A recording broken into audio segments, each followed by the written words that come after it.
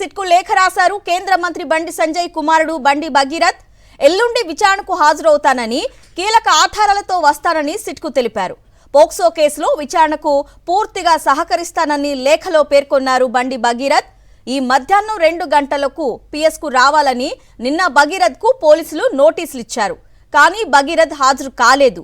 మరోవైపు ముందస్తు బెయిల్ కోసం ఇప్పటికే హైకోర్టును ఆశ్రయించారు భగీరథ్. బెయిల్ పిటిషన్ రేపు విచారణకు వచ్చే అవకాశం ఉంది. ఇదే అంశంపై మరింత సమాచారం మా ప్రతినిధి రాకేష్ అందిస్తారు. రాకేష్, పోలీసులు విచారణకు హాజరు కావాలని నిన్న నోటీసులు జారీ చేసిన నేపథ్యంలో ఈ రోజు విచారణకు హాజరు కాలేదు బండి సంజయ్ కొడుకు బండి భగీరథ్. ఈ నేపథ్యంలో పేట్ బషీరాబాద్ పోలీసులకు కాసేపటి క్రితమే లేఖ సారు తనకు 2 రోజుల సమయం కావాలంటూ ఈ లేఖలో పేర్కొన్నారు. తాను విచారణకు సహకరిస్తానంటూనే పేర్కొంటూనే 2 రోజుల సమయం కావాలని ఈ లేఖలో పేర్కొనడం జరిగింది. ప్రధానంగా కూడా కొన్ని డాక్యుమెంట్స్ తీసుకురావాల్సిన అవసరం ఉంది విచారణ సందర్భంగా. వాటి కోసమే తాను సమయం అడుగుతున్నాను.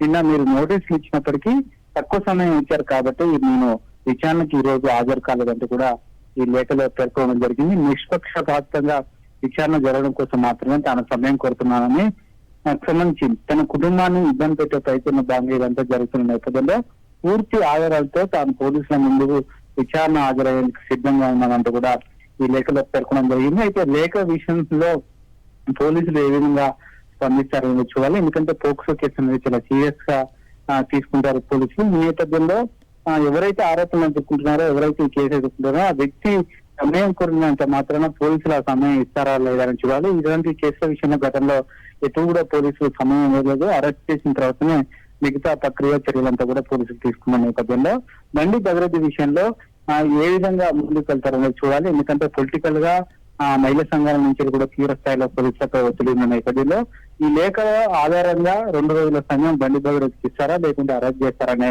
ఒక ఉత్కంఠ సస్పెన్స్ అయితే కొనసాగుతా ఉంది. కేవలం ఆధారాల కోసం మాత్రమే తాను సమయం కోరుతున్నాను, ఖచ్చితంగా విచారణకు హాజరవుతానంటూ కూడా లేఖలో పేర్కొన్నారు. కాబట్టి పోలీసులు ఏమైనా సమయం ఇస్తారా ఈ కేసు విషయం అనేది చూడాలి. Right Rakesh, thank you.